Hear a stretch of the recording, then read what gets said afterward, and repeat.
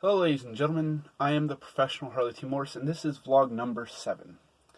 And for this vlog, I wanted to wait to make this, mainly because I wanted to talk a little bit about the releases that happened last week on Wednesday from WWE and all those guys who got released. And I wanted to wait to see if any more got released. Well, it's kind of a good thing I did wait, because Thursday, I should say, because it wasn't night, we lost Howard Finkel, WWE Hall of Famer, WWE legend, ring announcer, Howard Finkel. So just a bad week for wrestling in general, overall. Like, with everything going on right now, with all the shutdowns and not being able to attend live events, sporting events, music events, concerts, and pro wrestling. This entire thing's just been one thing after another thing after another thing. It's just been not fun. And now during all of this, I believe it was over 20 people lost their job with WWE. That's crazy. That is crazy that they would release so many people and let so many people go.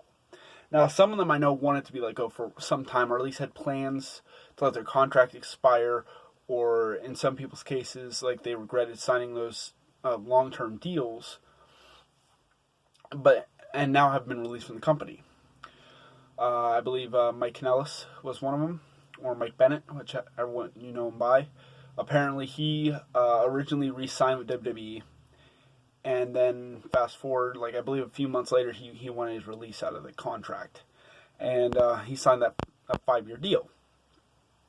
So I'm sure he's happy with that, happy that he got his release, and that once everything is started back up, he can do what he wants. But that's the hard thing right now, is the fact that there's nobody's running right now. Not New Japan. AEW is backlogged. They've taped a bunch of stuff, so God knows when they're going to go live again. You got, Ring of Honor has stopped running shows. You have all these places to work and nowhere to go now. So hopefully that all gets resolved, and hopefully all these people can find some place. Like, I know some of them were, I believe it's called, I can't even pronounce it, but they weren't let go. They were just told, hey, we don't need you right now. We'll bring you back when everything's back to normal. So some of the backstage agents were like that. I know, like, some of those names just surprised me. Like Carl Anderson and Luke Gallows. Those surprised me most of all, because, again, they just signed those big 5-year deals. They were prominently on television every week with AJ Styles, and now they're just gone. Now, I saw online that Carl Anderson is teasing that they might go back to New Japan. I heard they restarted their old podcast, Talking Shop, which I'm going to try to catch up on and listen to, because whenever they did it with Jericho on his podcast, it always cracked me up, always gave me a big smile.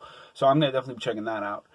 But even, like, guys like Heath Slater, he was a surprise, because he was one of those guys who's like, no matter, even though they weren't really ever doing anything with them, they do some with him here, and then he'd be gone for a little while. They do some again, and he'd be gone for a little while. Like, the whole I got kids thing was huge. He made that work. Not everybody could have done that, but he did. So I think he's going to go off and do big things, but I would have never thought that he would be one of the guys that let go. I thought he was going to be a guy who'd be with them for life. Same thing with Zack Ryder. He got over like crazy with his old YouTube show. And he was one of the first guys to really use the internet to get himself over.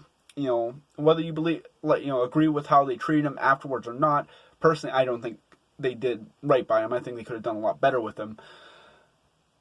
It's neither here nor there. The fact is, the guy can get himself over, so I'm very much looking forward to seeing what he does now.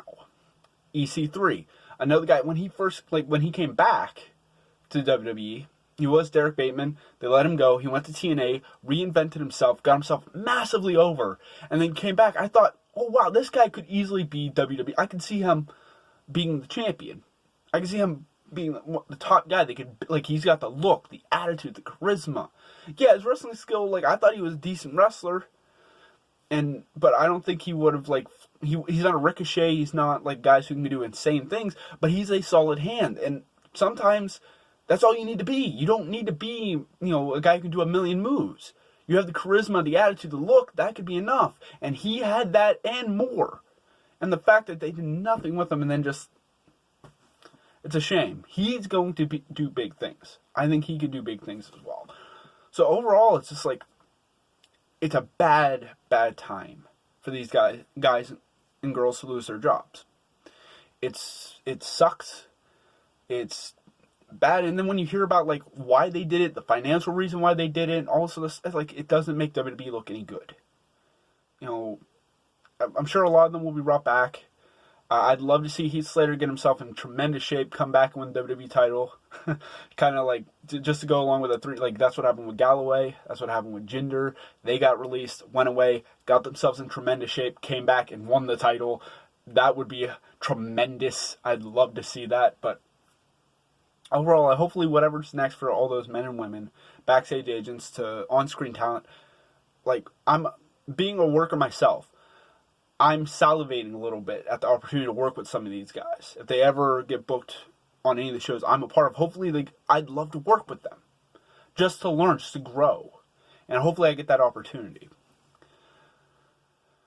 And sadly, after that, Howard Finkel passing away, I remember in early 2000s, Howard Finkel, I remember him being a part of a storyline with Raven where he got banished from Raw and all this. It's like I remember Howard Finkel's voice very, very clearly. There's a few voices that come to my mind when I think of WWE, and he's one of them. So, rest in peace, Howard Finkel. You will be greatly missed. I never got the opportunity to meet you, but it still sucks. It's still hard to lose somebody that is so ingrained in the culture that like professional wrestling, like Howard Finkel was. And with that being said, I'm going to wrap this up here. I got a new setup and, new backgrounds, everything like that. So hopefully this looks sleeker, looks better. And I hope all of you are staying safe, staying just healthy, and just watch out for one another, appreciate one another, and I'll talk to you next time.